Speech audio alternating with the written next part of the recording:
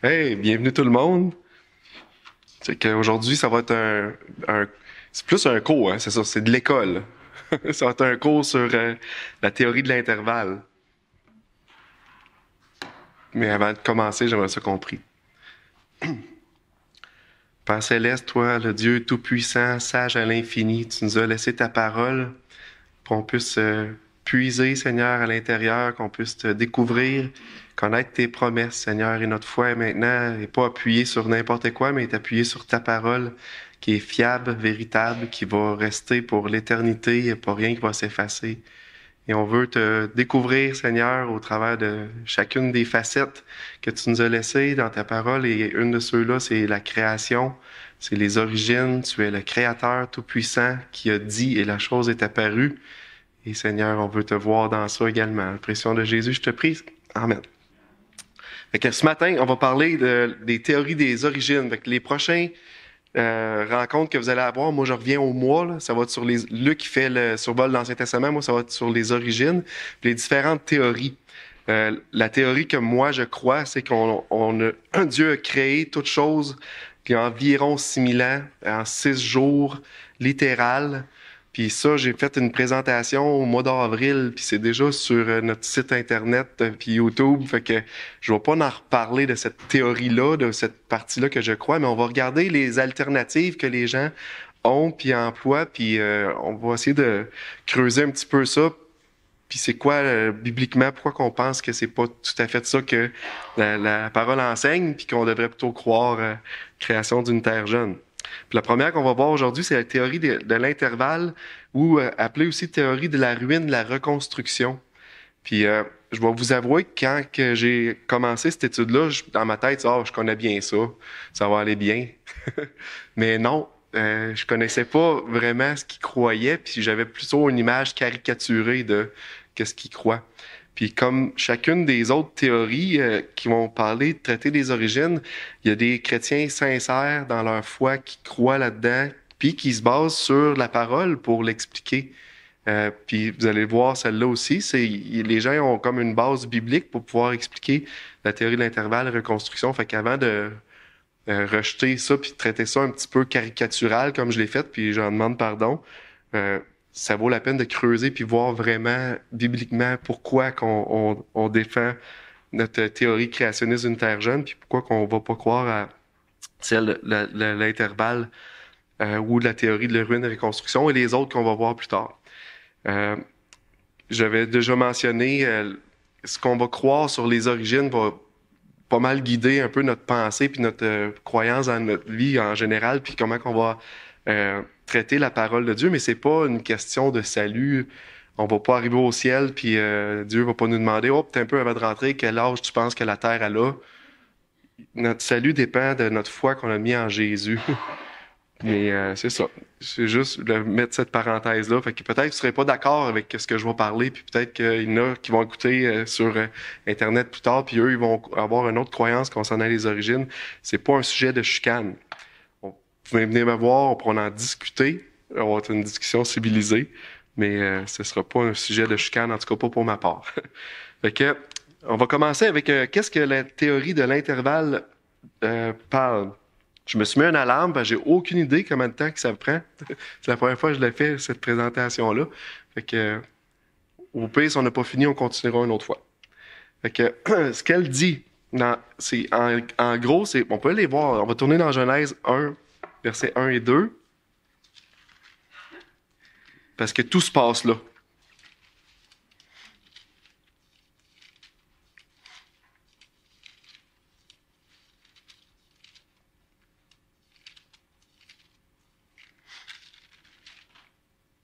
Il dit, au commencement, Dieu créa les cieux et la terre. Puis là, c'est là qu'il y a un intervalle, selon ces gens-là, où il y a un gap. Puis là, ça dit, la terre était informe et vide, il y avait des ténèbres à la surface de l'abîme et l'Esprit de Dieu se mouvait au-dessus des eaux. Fait entre au commencement, Dieu créa les cieux et la terre, puis le deuxième verset, la terre était informe et vide, il y aurait une période de temps indéterminée à cette place-là. Euh, Fait que ce que les gens qui croient à l'intervalle vont croire, juste en résumé, en gros, c'est que au commencement, Dieu aurait créé les cieux et la terre, ça aurait été une première création parfaite. Puis sur cette création-là, c'est Lucifer, l'ange de la lumière, qui régnait. Puis jusqu'à temps que Lucifer pêche, puis il s'est rebellé contre Dieu, puis là, Dieu aurait détruit la terre. Fait que la terre du Genèse 1.1 du commencement, cette terre-là aurait été détruite par un déluge d'eau qui appelle le déluge de Lucifer. Puis après ça, Dieu aurait recréé, c'est qu'il décide de refaire la terre à partir de la création qu'il avait faite au début, qui est détruite. Puis là, il l'a fait en 6 jours littéral de 24 heures. Fait que ça, c'est qu'est-ce qu'on voit. Puis les gens qui croient à cette théorie-là, la théorie de l'intervalle, ils ont pas d'idée comment ça a pris de temps entre la création puis la destruction, entre la destruction puis la reconstruction. Mais qu'est-ce qui l'a rendu populaire, la théorie, puis on va le voir un petit peu le côté historique. Ouais, avant j'embarque là-dessus.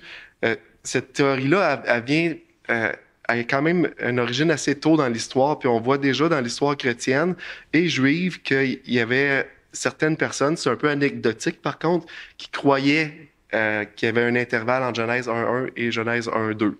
Fait que c'est pas... ce que moi je disais à l'époque, c'est que c'était une théorie qui a été inventée pour expliquer les longues âges géologiques de la Terre, les couches successives, puis que les chrétiens ont utilisé ça pour un peu un échappatoire pour essayer d'expliquer l'évolution. La théorie existait déjà avant même qu'on parle d'évolution. Oui, elle est devenue beaucoup plus populaire à partir des années 1800. Là, elle a gagné en popularité parce que dans les années 1800, les gens ont commencé à expliquer la géologie puis les couches successives de strates qui se déposent comme venant de longues périodes de temps. Puis là, les chrétiens, dans la parole, voyaient pas les longues périodes de temps. On a essayé d'accommoder ça. Puis là, ils ont ramené populaire, qu'est-ce qui était pas mal anecdotique, la théorie comme ça de l'intervalle ou du gap. Fait que, mais ce que les gens savent pas, c'est combien de temps qu'il y a eu entre le déluge de Lucifer, quand Dieu a puni la première création, puis la deuxième création, ça, on n'aurait aucune idée. Fait que, il y a plusieurs adhérents très connus de cette théorie-là en passant. Quand je disais qu'il y a des gens, des chrétiens très sincères qui ont étudié ça, il y en a qui ont des Bibles avec des commentaires de C.S. Scofield.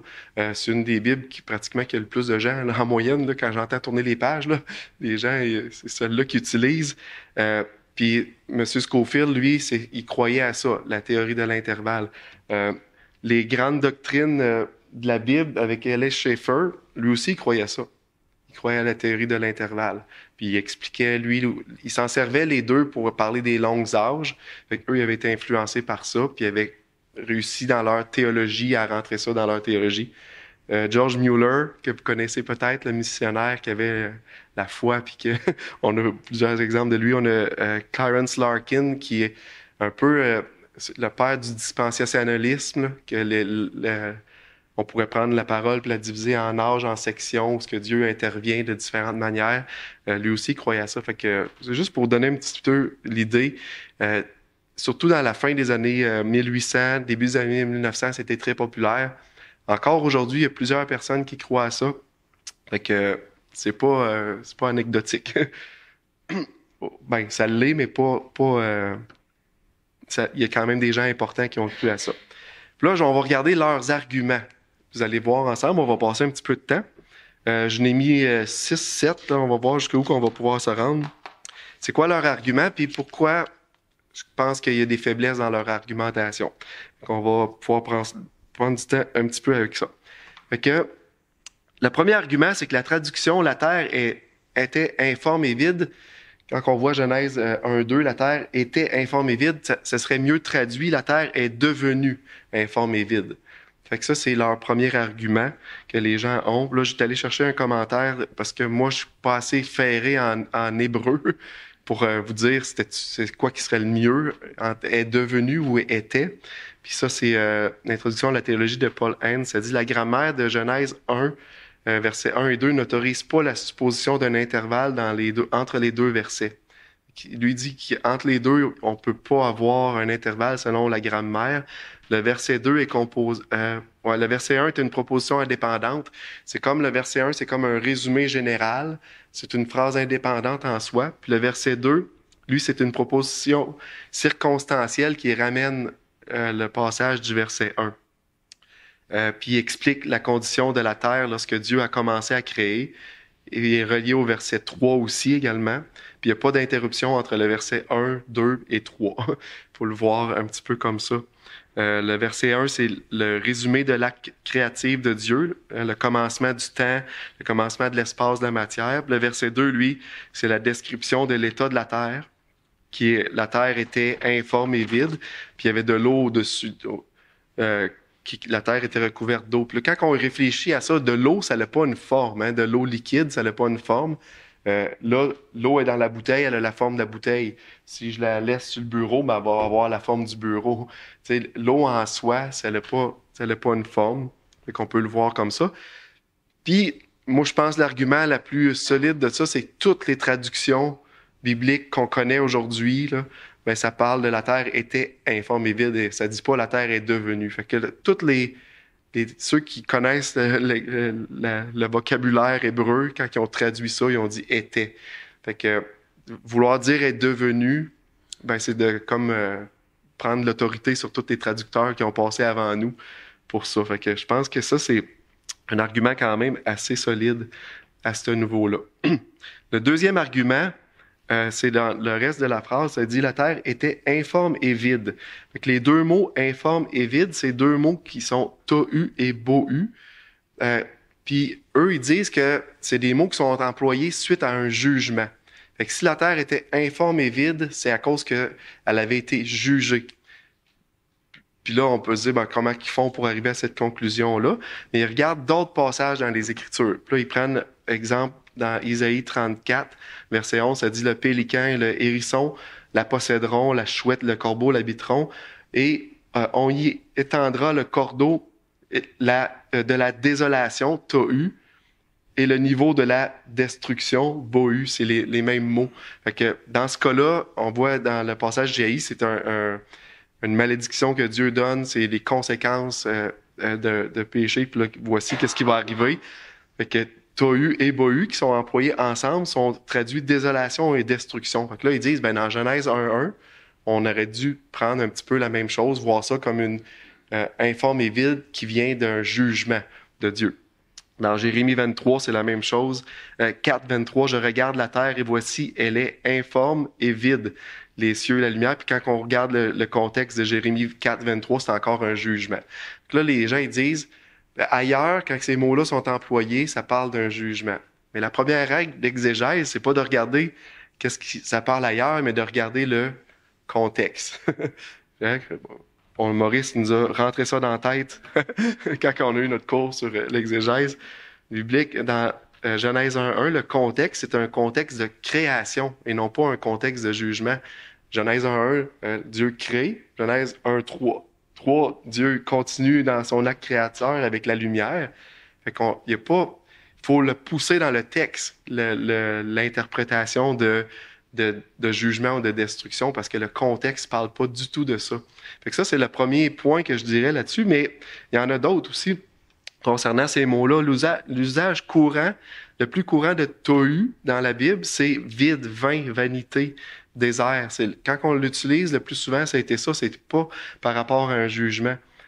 Exemple, car ainsi parle l'Éternel, le Créateur des cieux, le Dieu qui a formé la terre, qui l'a faite, qui l'a affermie, qui l'a créée, pour qu'elle ne soit pas déserte, qui l'a formée, pour qu'elle soit habitée. Je suis l'Éternel, il y en a point d'autre.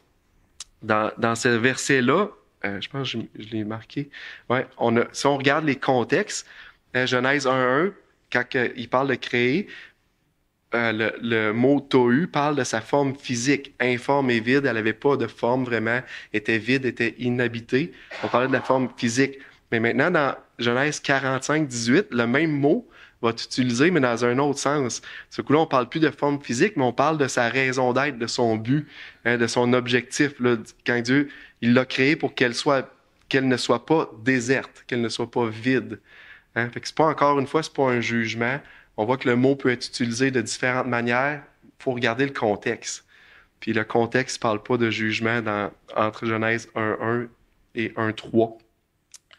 Fait que, si on regarde maintenant un troisième argument, c'est qu'ils disent, bon, ça s'enchaîne. Si la terre est informe et vide, selon les gapistes, je vais les appeler de même à cause du jugement, mais quand ça dit qu'il y avait des ténèbres à la surface de l'abîme, ça aussi, ça parle d'un jugement ou de destruction. Les ténèbres puis l'abîme, c'est dans la parole, puis là, ils vont utiliser ça puis dire, ben, les ténèbres, ça parle encore de quelque chose de négatif puis d'un jugement. Pourtant, la plupart du temps, quand on voit le mot ténèbres dans la Bible, c'est neutre. C'est pas, c'est absence de lumière. C'est ça que ça sous-entend. Ça veut pas dire nécessairement un jugement. Même que Dieu s'enveloppe des ténèbres à des places. Il utilise les ténèbres pour lui-même. On n'ira pas voir, mais dans 2 Samuel 22, on voit ça dans Psaume 18, 11. Dieu s'enveloppe des ténèbres.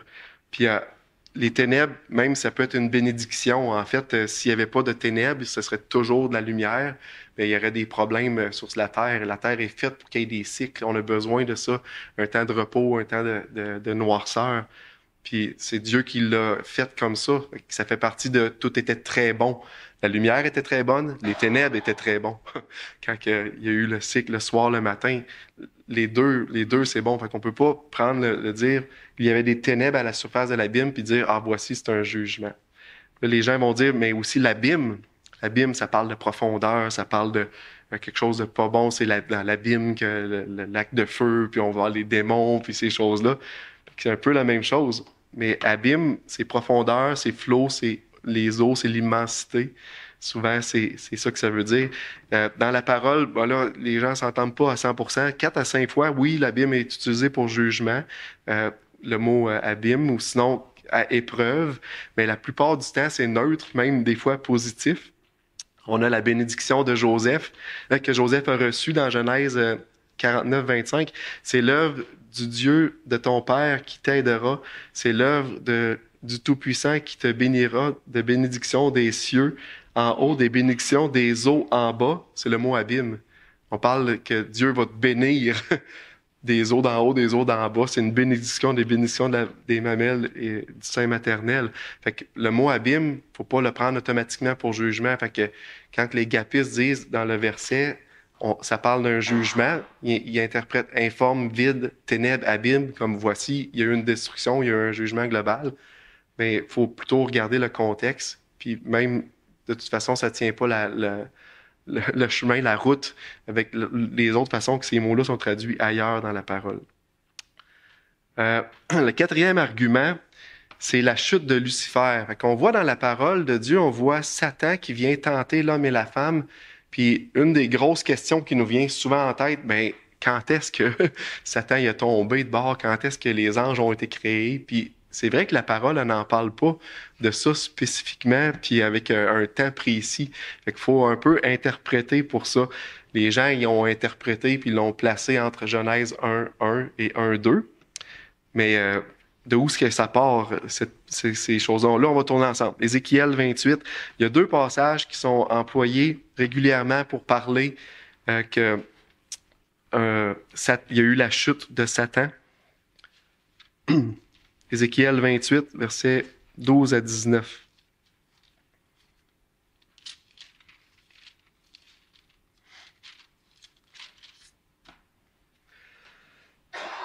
Excusez. OK, on va commencer au verset 12. Fils de l'homme, prononce une complainte sur le roi de Tyr. Tu lui diras, ainsi parle le Seigneur l'Éternel. Tu mettais le sceau à la perfection. Tu étais plein de sagesse, parfait en beauté. Tu étais en Éden, le jardin de Dieu. Tu étais couvert de toute espèce de pierres précieuses, de sardoine, de topaze, de diamants, de chrysolite, d'onyx, de jaspe, de saphir, d'escarboucle, d'émeraude, d'or. Tes tambourins et tes flûtes étaient à ton service, préparés pour le jour où tu fus créé. Tu étais un chérubin protecteur, aux ailes déployées. Je t'avais placé et tu étais sur la sainte montagne de Dieu. Tu marchais au milieu des pierres étincelantes. Tu as été intègre dans tes voies depuis le jour où tu fus créé jusqu'à celui où l'iniquité a été trouvée chez toi. Par la grandeur de ton commerce, tu as rempli de violence. Tu Tu as été rempli de violence, tu as péché, je te précipite de la montagne de Dieu, et je te fais disparaître, chérubin protecteur, du milieu des pierres étincelantes. Ton cœur s'est élevé à cause de ta beauté, tu as corrompu ta sagesse par ton éclat. Je te jette par terre, je te livre en spectacle au roi. Par la multitude de tes iniquités, par l'injustice de ton commerce, tu as profané tes sanctuaires, j'ai fait sortir du milieu de toi un feu qui te dévore. Je te réduis en cendres sur la terre, aux yeux de tous ceux qui te regardent. Tous ceux qui te connaissent parmi les peuples sont dans la stupeur à cause de toi. Tu es réduit à rien, tu ne seras plus à jamais. Cette parole-là qui est appliquée au roi de Tyr, les gens vont l'appliquer aussi comme une métaphore à Satan, le chérubin protecteur qui était là. Qu'est-ce qui est intéressant, c'est si on prend ce passage-là, puis là, on voit que Satan, un jour, il a chuté, puis là, il a tombé. Puis si les gens veulent le mettre dans le gap de Genèse 1.1 et Genèse 1.2, mais ils ont des choses à expliquer parce que ça dit au verset 13, « Tu étais en Éden, le jardin de Dieu. » Hein? Puis le verset 15, « Tu étais intègre dans tes voies depuis le jour où tu fus créé. » Fait que Satan, il a marché de façon intègre dans ses voies dans le jardin d'Éden. Selon ce qu'on voit là, le jardin de Dieu, le jardin que Dieu a planté lui-même. Fait que qu'est-ce qu'il faut comprendre, c'est que Satan a été créé puis a marché en Éden dans toute sa splendeur avant même qu'il pêche. Fait que ça veut dire que ça fait pas de sens qu'il y ait eu une destruction entre Genèse 1.1 et Genèse 1.2. Les gens, qu'est-ce qu'ils vont dire, c'est qu'il y a eu un autre Éden. Dans la première création, il y a eu un autre Éden. Ça, c'est l'argument qu'ils vont dire, mais à aucune place dans la parole de Dieu, on voit ça. Fait que cet argument-là est basé sur le vide, là, sur le néant. Pourtant, quand on parle du jardin de Dieu dans Éden, là, on le voit, ça, dans la parole. Puis ça parle de la création, que Dieu a planté un jardin pour l'homme, puis qu'il a placé l'homme à l'intérieur. Puis au début, Satan était dans ce jardin-là, resplendissant, puis plein de gloire intègre encore dans ses voies. Il n'avait pas encore chuté. L'autre chose aussi qu'on voit, c'est le jugement.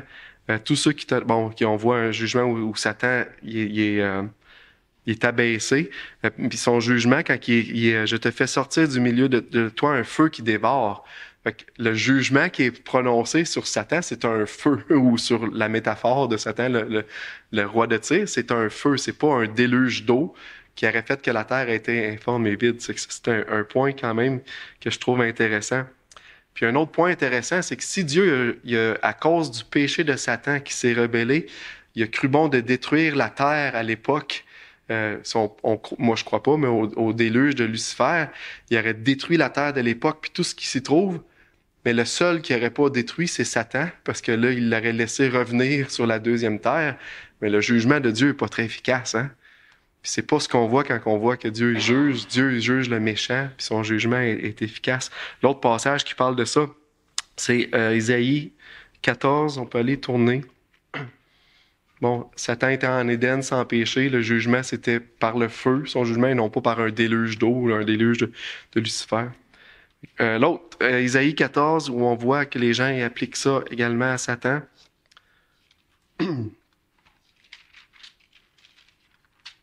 Verset 4, on va lire le verset 4 en premier.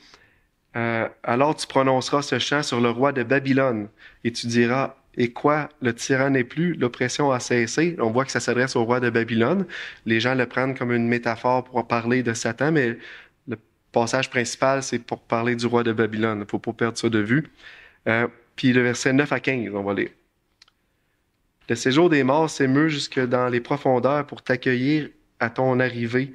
Il réveille devant toi les morts, tous les grands de la terre. Il fait lever de leur trône tous les rois des nations. Tous prennent la parole pour dire, toi aussi, tu es sans force comme nous, tu es devenu semblable à nous. Ta magnificence est descendue dans le séjour des morts avec le son de tes luttes. Sous toi est une couche de verre et les verres sont ta couverture. Te voilà tombé, astre brillant, fils de l'aurore. Tu es abattu à terre. Toi, le vainqueur des nations, tu disais en ton cœur, je monterai au ciel, j'élèverai mon trône au-dessus des étoiles de Dieu. Je m'assiérai sur la montagne de l'assemblée à l'extrémité du septentrion. Je monterai au sommet de tes nuits, je serai semblable au Très-Haut. Mais tu as été précipité dans le séjour des morts, dans les profondeurs de la fosse. Là, les gens, ils prennent ça comme une image de Satan qui s'est élevé par orgueil, puis qu'il a voulu être semblable au Très-Haut. On peut pas être plus grand que Dieu. Les gens qui ont parlé de ça, même des fois, ça s'applique à l'homme. Hein, vous allez être comme Dieu, égal à Dieu. On peut pas être plus grand que Dieu. Puis là, c'est un petit peu la même chose dans ce cas-là. Mais moi, je vois beaucoup plus l'application au roi de Babylone qu'à Satan dans ce passage-là. Mais mettons qu'on le prend comme métaphore. Le jugement de Satan, c'était-tu un déluge d'eau ou c'était plutôt une précipitation dans le séjour des morts? Si on dit que c'est une métaphore. Fait que si les gens veulent croire ça, c'est plutôt le séjour des morts et non pas un déluge d'eau. Puis là, ça disait aussi, quand ça dit je vais m'élever au-dessus des étoiles. Fait que les étoiles étaient déjà là. On pourrait le prendre comme les anges, des fois, les étoiles, ou le monde angélique. Mais si on parle d'étoiles, on parle du 4e jour de la création, ce que Dieu a mis les étoiles dans le ciel. Fait que je pense que déjà là, il y a des arguments à avoir à ce niveau-là.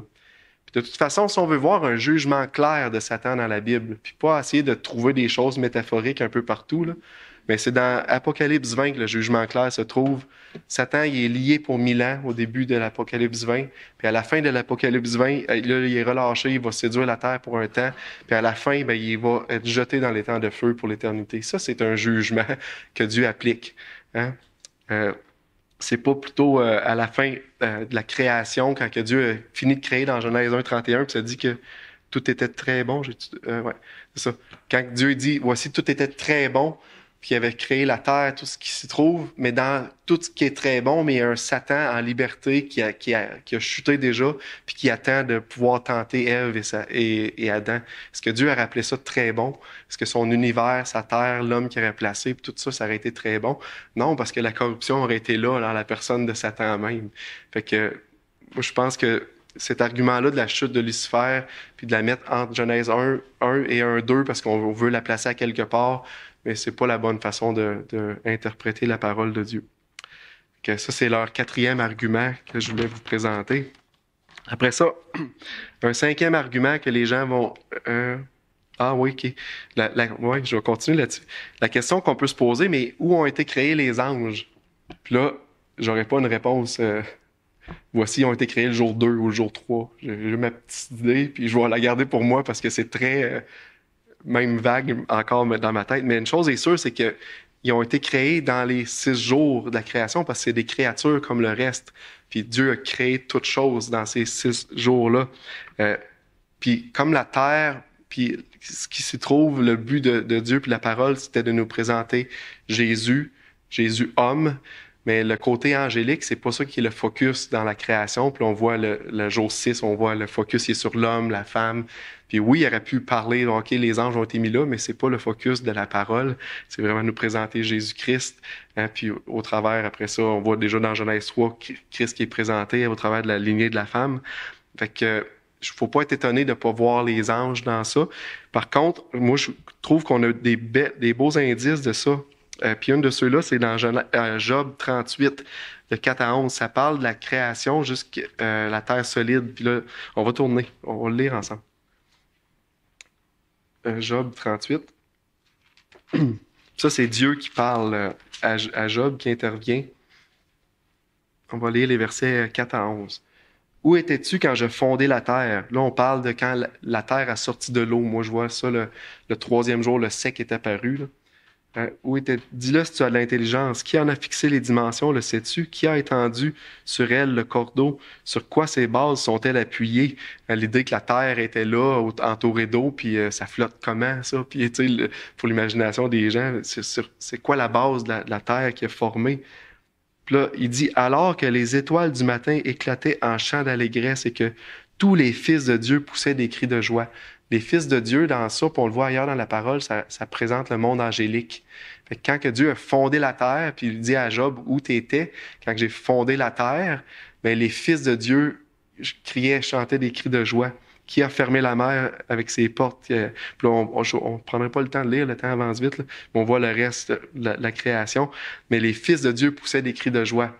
Dans les fils de Dieu, il se trouve un personnage qui aujourd'hui on appelle Satan. C'était aussi une des créatures de Dieu qui a poussé des cris de joie quand il a vu Dieu sortir la terre de l'eau, puis former, puis là, ils mettent ces cordeaux, dire voici les dimensions, puis qui voyait la création de Dieu. Satan il a fait partie de ces gens-là. Hein? Puis on le voyait tout à l'heure dans Ézéchiel 28. En Éden, il était resplendissant, puis il était intègre encore. Fait que mon opinion, c'est que les anges ont été créés avant ça, avant le troisième jour. Donc, il reste 2, 3, 1, 2, 3, là. Mais là, c'est vous pourrez faire vos études vous autres même là-dessus. Je vous laisse fouiller. Dans Genèse 2.1, quand on voit tout de suite après la création, je l'ai écrit là, « Ainsi furent achevés les cieux et la terre. » Genèse 1.31, ça dit « Tout était très bon. » Genèse 2.1, ça commence « Ainsi furent achevés les cieux et la terre et toute leur armée. » Le mot « armée », ça peut représenter, oui, les astres, les étoiles, puis tout ça, mais à plusieurs places dans la parole, les armées, ça représente les anges. On a dans les psaumes, on a quand Jésus est né, puis les anges sont descendus, puis ça dit que l'armée des cieux sont venus, puis ont chanté au berger. Puis c'est l'armée, c'est les armées. Fait que moi, je pense que ça peut représenter facilement, même ce passage-là, quand les cieux et la terre et leur armée, ça représente aussi le monde angélique, les astres, tout ça, mais ça peut représenter ces choses-là. On continue. Un autre argument, c'est l'argument 5 qui dit c'est créer, bara et faire asa. C'est deux asa. C'est deux mots différents qui sont employés dans la création. Puis eux, ils vont utiliser ça pour dire, en fait, l'exemple va être plus facile. Au commencement, Dieu créa les cieux et la terre. Ça veut dire à partir de rien. Fait qu'il n'y avait rien, puis là, Dieu il a créé les cieux et la terre. Puis si on regarde, mettons, Exode 20 qui reprend ça, le thème dans Exode 20:11, puis ça dit « En 6 jours, l'Éternel a fait ». Puis là, le mot « faire », c'est de prendre quelque chose qui existe déjà, puis là, tu fais quelque chose. Fait que tu ne crées pas à partir de rien.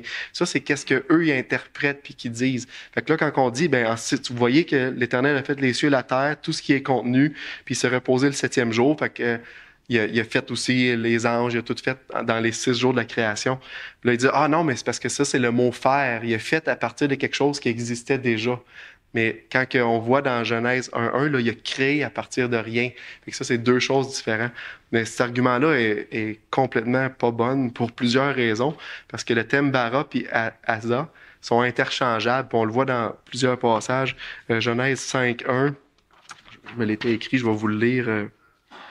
Voici le livre de la postérité d'Adam. Lorsque Dieu créa l'homme, il le fit à la ressemblance de Dieu. Fait que bara, créa, le fit à la ressemblance de Dieu. C'est dans le même verset. Fait que les deux sont interchangeables. Isaïe 43:7, ça dit « Tous ceux qui s'appellent de mon nom, que j'ai créé pour ma gloire, ça c'est Dieu qui parle, et que j'ai formé, que j'ai fait. » Il prend les mêmes mots, il les applique à la création de l'homme. Puis j'en ai mis un pour vous autres pour que vous le voyez comme il faut. Dieu acheva au 7e jour son œuvre qu'il avait faite. Fait que là, on voit le mot asa. Il se reposa au 7e jour de toute son œuvre qu'il avait faite. Dieu bénit le 7e jour et le sanctifia parce que quand ce jour, il se reposa de toute son œuvre qu'il avait créée. Puis là, il prend le mot créer. Fait que le mot créer ou le mot faire, c'est totalement interchangeable. Fait que c'est pas vrai qu'il y en a un qui veut dire à partir de rien, puis l'autre veut dire remodeler. Donc, il a créé au début, mais après ça, il a juste refait. Hein? C'est totalement interchangeable tout au long de la parole, de la manière qu'ils sont employés. Fait que ça devient pas un bon argument. Celle-là aussi est intéressant. Dans 2 Pierre 3, Pierre, il nous ramène vraiment loin, il nous ramène à la création, puis il nous parle du déluge en parlant des moqueurs. Puis voici comment que les gens qui parlent de l'intervalle vont l'interpréter. Sachez avant tout que dans les derniers jours, il viendra des moqueurs avec leur raillerie et marchant selon leur propre convoitise. Ils disent, où est la promesse de son avènement? Car depuis que les pères sont morts, tout demeure comme dès le commencement de la création. Commencement de la création, Genèse 1, au commencement. Hein? Ils veulent ignorer en effet que des cieux existèrent autrefois par la parole de Dieu, ainsi qu'une terre tirée de l'eau et formée au moyen de l'eau, et que par ces choses, le monde d'alors périt submergé par l'eau. Là, ils disent, vous voyez, le monde d'alors, puis tout ce qui avait été créé, périt submergé dans l'eau. Ça, c'est quand la terre était informe et vide, puis l'eau était autour de la terre. Ça parle de Genèse 1, 2, qui est le déluge de Lucifer. Ça, c'est qu'est-ce qu'ils vont parler dans leur interprétation. Où est leur erreur de raisonnement dans ça? C'est qu'il faut regarder le contexte. Les chapitres n'étaient pas divisés comme ça dans le temps. C'était un texte complet. Puis dans 2 Pierre 2,5, qui est un petit peu avant, un chapitre avant, on peut aller le voir ensemble, parce que je pense pas que je l'ai écrit. 2 Pierre 2,5,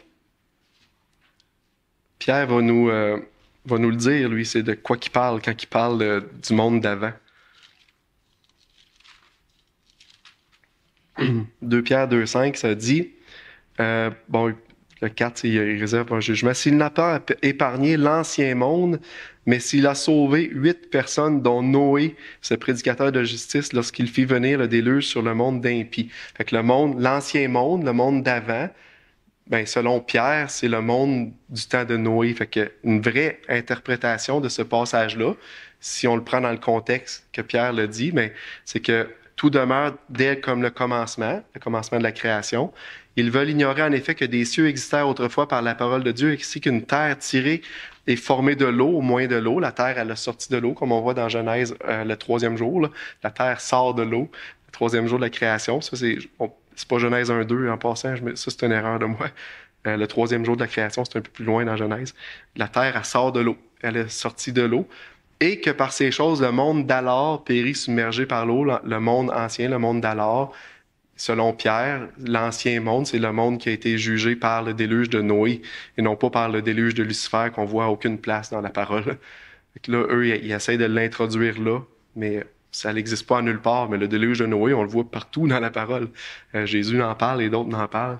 Je vois le temps qui file, on va finir avec ça.